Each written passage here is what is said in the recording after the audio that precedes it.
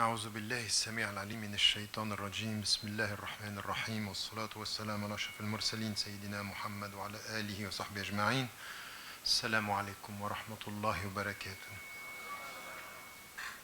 For me today, and as we heard the previous speakers, it's really an honor to be here because I think that the work done by Cage supporting the cases we have, I was reading this and I got some information as well about what is done. It's something which is essential in our society, and as we heard, we had voices today who are so scared that they don't dare speaking the truth or saying what is happening in the country. And when you have Cage organizing lectures facing states, calling academics to work on freedom of speech and to deal with prevent, which is quite worrying today within the country. I think we have to not only to support with our money, this has to be done because this is why we are here today, and we are trying to support in a way which will help the sisters and the brothers to do the work. But it's also with our supplications, our prayers, our involvement. And don't underestimate this. And especially during Ramadan, if Ramadan has a meaning in our life, is to let us know that struggle as much as you can, but if you are not connected to Him, that could be nothing. And when you come back to the story of Dawud, alayhi salam, it's exactly the same. So I think that our prayers and our commitment, it's all about financial jihad, but also intellectual, because we are facing people who are quite smart. Connections that are complex, realities that are difficult. And I would say that for us as Muslims, a deep faith and a smart mind, it's necessary when we are facing the reality of our time. And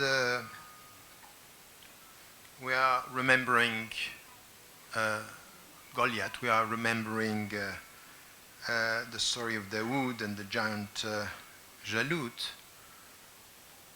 And at that time, it's also something which, as I heard when we were talking about Muhammad Ali, rahimahullah, it's a long story.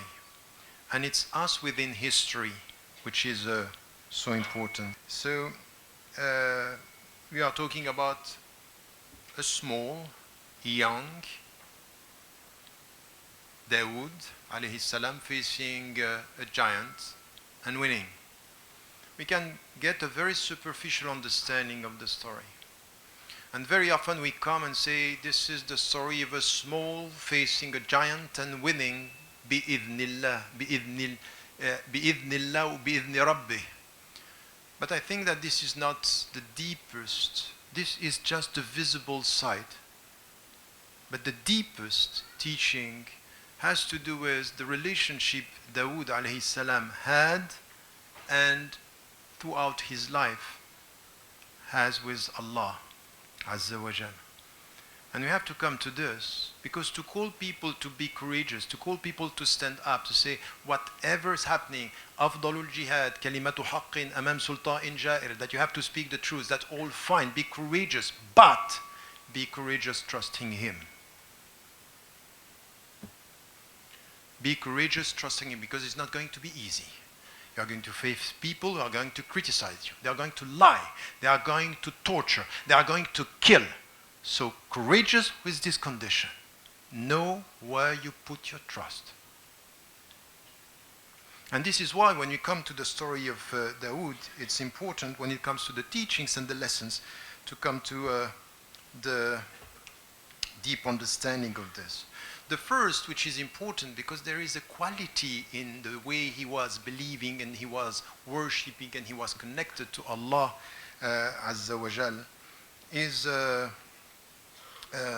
something which has to do with a relationship with Allah, and Allah showed to all the universe and for us and through the Quran, the eternal book, the signs through what? the relationship he has to his Allah, the way he was worshipping, and we all know, Saum Dawud, one day yes, one day no, meaning it was connected. This is the best, this is the ideal of the way you have to fast during the year. Not more than that, which is the balance, because it has to do with justice. Even if the way you deal with your body, you have to be just. So the story of Dawud is a story of justice. It's a story of mirroring nature, a cosmology, which is a big thing. It's not just a struggle. It's a relationship to God, to nature, to oneself and the other. It's a deep story. It's a deep story, and very often just say, okay, a small young man facing a giant. No. He was a giant himself in the way he was connected to La hawla wa la quwwata illa billah. There is no power if it's not with Allah, and He's the only one who is giving you power and giving you this strength when it comes to this. So when it comes to the Quran, we know few things about him in the way the Quran is talking about him. وَآتَيْنَا دَاوُودَ زَبُورًا. We gave him the psalm. So there is something which has to do with the recitation, and we know about him that he was committed, he has a very nice voice, and he was awwab, always coming back to Allah. And then this is something that we have in the Quran. Coming back to Surah Al-Muzzammil, you find something which is exactly what is said to the Prophet ﷺ. وَاصْبِرْ عَلَى مَا يَقُولُونَ وَهْجُرْهُمْ هَجْرًا جَمِيلًا. Be patient, be perseverant with what they say, and exile yourself from them with a beautiful exile. This is what was said to the Prophet ﷺ. But exactly the same when Allah is talking to the Prophet ﷺ, He's talking to us when He's saying, وَاصْبِرْ عَلَى مَا يَقُولُونَ وَاذْكُرْ عَبْدَنَا دَاوُد ذَا الْيَدِ. So this is something which is important. وَاصْبِرْ عَلَى مَا يَقُولُونَ. Be patient. You are going to face this. What was said to the Prophet ﷺ is said to every one of you. وَاصْبِرْ عَلَى مَا يَقُولُونَ. So you know they are going to lie, they are going to talk about you, they are going to attack you, they are going to slander, everything is going to be there. And then Allah is connecting this, وَاصْبِرْ عَلَى مَا يَقُولُونَ وَاذْكُرْ عَبْدَنَا دَاوُد. So remember him. Why? Because he also had this patience, and he was facing what the people are saying, and he was a man of power. And we know إِنَّهُ أَوَّابٌ وَاذْكُرْ إِنَّهُ أَوَّابٌ. Meaning on the Awwab means what? He was always coming back to Allah subhanahu wa ta'ala for forgiveness. Meaning that he was not perfect, but the high quality of his faith was to be connected, knowing his weaknesses, and coming back and facing the powerful. So there is a quality here that it's important. While what is important, what I heard, one of our problems today is the way we look at the past. We have to remember the past to give us strength facing the contemporary challenges. Not to think they had it all and we have nothing. Because they were great scholars, they were great prophets, peace be upon them all, and now we have nothing. No. There are lots of Davids everywhere, and even this small organization is just facing power, as it was said, and we know that. And I think that this is something which is important. I remember once somebody visiting us in Geneva and say, I came to see the Islamic Center, which was a very small house. And say, I thought it was a huge mosque for all the work you have been doing for 30 years. A small house where the faith is committed and you rely on Allah could change everything. So this is why we have to understand this. It's the story where but a small space could hide a deep faith and a quality in our relationship with Allah. Having said that, there is also something which is very strange, that he had a very nice voice and he was chanting, and when it comes to the Quran, you see that there is a relationship between him and Allah and him and nature. When you come to the Quran, you say, إِنَّ سَخَرْنَا الْجِبَالَ مَعَهُ يُسَبِّحْنَ بِالْعَشِيِّ وَالْإِبْقَارِ. So everything was chanting with him. Just after, late afternoon, just after sunrise, he was connected to this nature. What does it mean? Do you think this is nothing? at the end of the day, when time is going very fast, when you are dealing with media, when you are dealing with politicians who are completely under the stress of the next elections and they are thinking about power, step back and look at the world. And understand, and in this world, there is something which has to do with justice. It has to do with Allah's order, Sunnat Allah. So this Sunnat Allah is something which is deep, sometimes we, they are under pressure. They are quick because they want power and they want money. We want justice and we have time. We have time. And this is something which is a relationship to history. Look at space and time. And when you look at space and time, you have to reconcile yourself with Allah through this. So that's something which is Sakharna al-Jibal. So there is something which is a connection between Dawud, Wat-Tayra, Mahshurat, everything. So everything, the bears and the birds are all gathered. As this is a relationship that was assigned in him, in his relationship to nature. You know, very often, our brothers are coming and we have now Sufi trends that are confusing everything by saying, you know what, we don't do politics, we don't deal with powers, we are just praising Allah all night. Not understanding that this is the deeper spirituality you can find. Relying on Allah, trusting, التوكل على Allah. And then the relationship to nature is that you understand that with space and time, through the story of Dawud, you understand that Allah subhanahu wa ta'ala put a quality in the way he was fasting, and he put a quality in the way he was related to nature, which is beyond everything. The power of God through the justice of nature will take over whatever you do, whatever the people are doing. So you have to deal with this and understand that this is important, to the point that with this relationship to nature that we have in Dawud's story, alayhi salam, you have also وَشَدَدْنَا مَلْكَهُ. So we gave strength and strengthen his power as something which is important. وَأَتَيْنَاهُ الْحِكْمَةِ. And we gave him wisdom. We gave him this wisdom, and this wisdom is what? There is no wisdom if there is no justice. And there is no justice if you don't come back to the natural order of things that are coming from Allah Azza wa Jal. وَفَصْلُ الْخِطَابِ. And we gave him the power of speech. That's also something which is part of him. So what I want to say here is that when we come to this understanding of this very specific relationship Dawud alayhi salam had, it's not only that he was small facing a giant. He was having a very special relationship to God, and to the point that he was awwab, so he was the one who was coming. And we have all nature, kullun ma'ahu awwab. Everything on nature was with him coming back to God. So there is a relationship which is very spiritual in the whole story. And once again, we have to be very careful in our struggle, and especially with Cage, that at one point be careful. When you are facing power, when you are facing corrupt people, when you are facing oppressors, one of the things that they can do is to reduce your relationship to the world to your facing them. You have to go beyond them. You have to come back to him beyond them. So you have to question your intention. At the end, question your intention. What are you trying to do? Facing power, showing that you have courage. This courage could be arrogance.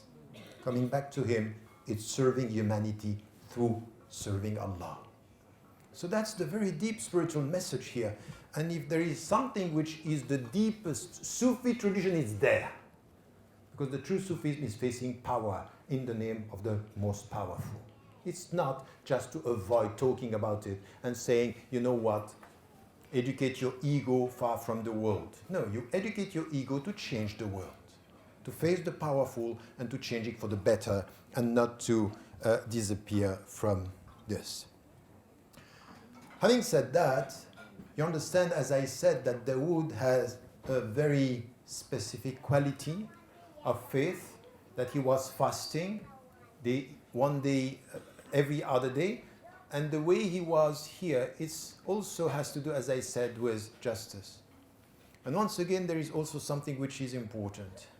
Because we struggle for justice, heading and trying to get excellence. What we want is, Inna Allah yamur bil-'adl wal-ihsan. What we are trying to go is to go beyond this. Even we are not going to reduce our struggle to justice with the people. Justice is a condition, but it's not the final goal. You know what? I will get justice, but I can forgive you. I can forgive you. And this is also something that we have to learn. We, avoiding a discourse on justice, ending up being arrogant and talking about justice and being worshipping justice and not worshipping Allah. Sometimes we are, you know, one of the signs of shirk is when you take the means for the goal. The ultimate goal is Allah. The means are, justice is but means.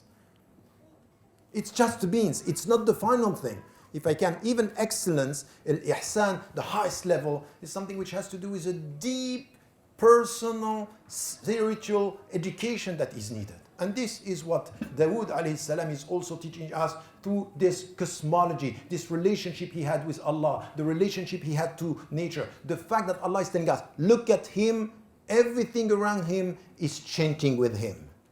سَبَّحَ لِلَّهِ مَا فِي السَّمَاوَاتِ وَمَا فِي الْأَرْضِ. And then if you look at nature, everything is with him. Everything is coming back with him. So there is something which is, I struggle against corrupt human beings because in fact, they are corrupting the world, and I come back to God knowing that there is a justice in the whole creation. So we are, and we should reconnect with the very meaning of our relationship with God and the relationship that we have with nature. Not only focusing on something which is a very narrow understanding of our struggle. There is one, you know, the Prophet ﷺ liked very much Surah Al-Rahman. Arusat al-Quran. He liked this surah. And this surah is just connecting Ar-Rahman, Allama al-Quran, Khalaqa al-Insan, Allamahu al-Bayan. Everything is connected to Allah. And there is something here which is very important, two words that are important. In this verse, you have something which has to do with nature praising. الشمس والقمر بحسبان والنجم والشجر يسجدان. Everything is praising and prostrating. This is something which is a relationship to nature. In your way you deal with nature. And then in this very surah, what do you have? وَأَقِيمُوا الْوَزْنَ بِالْقِسْطِ وَلَا تُخْسِرُوا الْمِيزَانِ.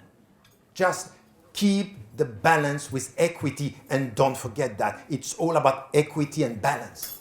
But towards what? Towards Allah, your equity within yourself, the balance inside.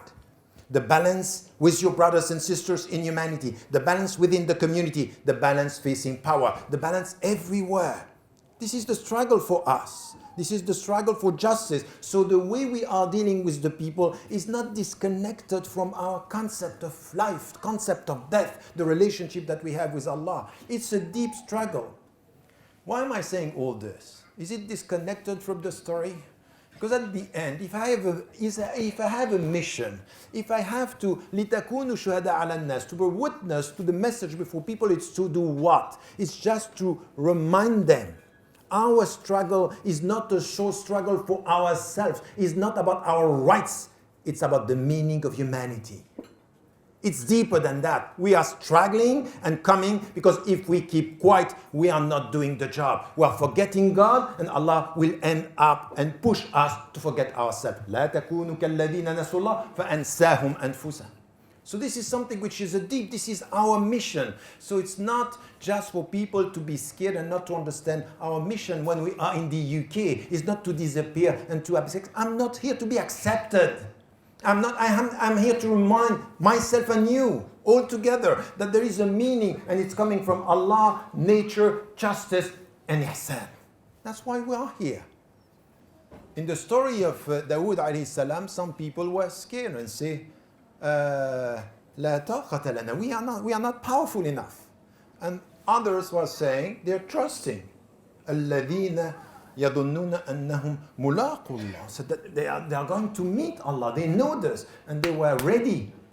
Because at the end, what is going to give you this courage is just to remember that you are going back to Him.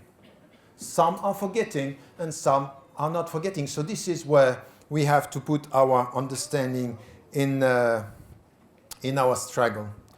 What I would say today is when you look at what is happening in the UK, you look at what is happening in the West, it's very worrying.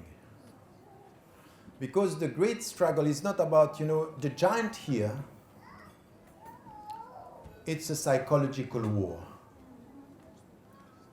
It's something which is telling us and making us think the only way we are going to survive in the West is by being accepted and tolerated and liked. We like you Muslims. I think that this is the wrong battle. This is the wrong understanding. This is to get a sense that the measurement of our consistency is what the people think of us. It's not going to be like that. In these days, when you have power obsessed with interest, obsessed with economic interest, geostrategic interest, being able to let what is happening now in Syria happen, what happened in Egypt, what happened in Yemen, what is happening now. Letting this all, having now in this country, as well as in the United States of America, the most democratized societies on earth, having people now on solitary confinement for the only mistake that they supported the Palestinian resistance or they were on the side of the oppressed, and the world is silent. If you are silent when the world is silent about this, you are not doing the job. You are not understanding the mission. You are disconnected from him, disconnected from nature, disconnected from your mission. You want to be accepted? Go ahead. Be silent, but at the end, shame on us. That's the reality. So at one point we have to stand up and say, what is my role in this society? So before and at the same time, while I'm trying to speak the truth, not to forget, it has to do with me connected to him, Allah la ilaha illahu, me trying to understand that I want to be min al-awwabin, from those who are trying to come back to Allah, those who are connected with the natural order, with its justice, sunnat Allah, saying, wal asr, innal insana la fi khusr, illa alladhina amanu. Wal asr, innal insana la fi khusr. So meaning that by the time we are going towards corruption, illa alladhina amanu. وَتَوَاصَوْا بِالْحَقِّ وَتَوَاصَوْا بِالصَّبْرِ. Those who are going to resist, but why? Because of this connection.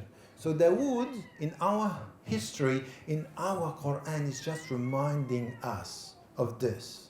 That at the end, you have to remember this. You look at the world, and you have a great power. You have now the United States of America. You had China coming. You have the UK. And you look at the Muslim majority countries, and it's just a mess, completely destabilized, no justice, no freedom, no dignity. And this is the worst. There is no dignity, nothing. And at the end you look at this, what are you going to do? We are helpless, we cannot change the world. That's exactly the wrong attitude. This is where you have to change the whole thing and understand that at the end, our struggle is to resist, to speak the truth, and to understand two things. First, our struggle is not about numbers. It's not about being powerful physically or powerful financially. It's just our power is our dignity, it's our faith, and it's our consistency. It's us understanding that at the end, remember this. Because if Cage is working mainly within the Muslim community, the struggle of Cage and the struggle of all the people who are supporting the oppressed is for humanity. We are here to support humanity. خَيْرُكُمْ أَنْفَعُكُمْ لِلنَّاسِ. The best among you are the people who are the most useful for humanity. You are not here for yourself. You serve the Muslim faith by serving humanity. And you serve justice by speaking the truth for all the oppressed. Because we know something in Islam, oppressed people have no religion. We go for لَقَدْ قَرَّمْنَا بَنِي آدَمَ, and we support the human beings, whatever, whoever they are. Because we know only one thing. We are asking, following the Prophet ﷺ, Allahumma alayka, Rabbana alayka bil-zalimin. Zalimin, they have no religion, whoever they are. We stand up against the Muslim corrupt governors or governments, and we stand up exactly the same. Whatever is your religion, you will find us. We are not going to give up. We are not going to keep quiet. So, I think that this is what I wanted to say when it comes to the story of Dawud alayhi salam. I don't want to reduce it into the small facing the powerful or the big or the giant. It's deeper than that. And I want you to understand something. Be very cautious with these new trends that we have telling us there is another Islam which has to do with mystics or mysticism, and there is another Islam which has to do with invisibility and silence. There is one Islam, many interpretations, but if your interpretation ends up by telling me I have to accept corrupt governments, be silent in facing discrimination, races, and people being put in jail unjustly, and we have to be silent, this is not Islam. That cannot be Islam. That's not my religion. This is a distorted way of dealing with our religion.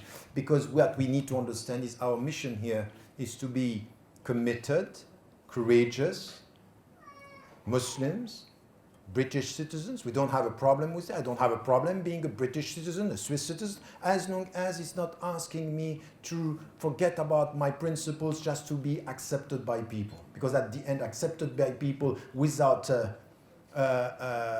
principles is the complete loss. Yes, okay.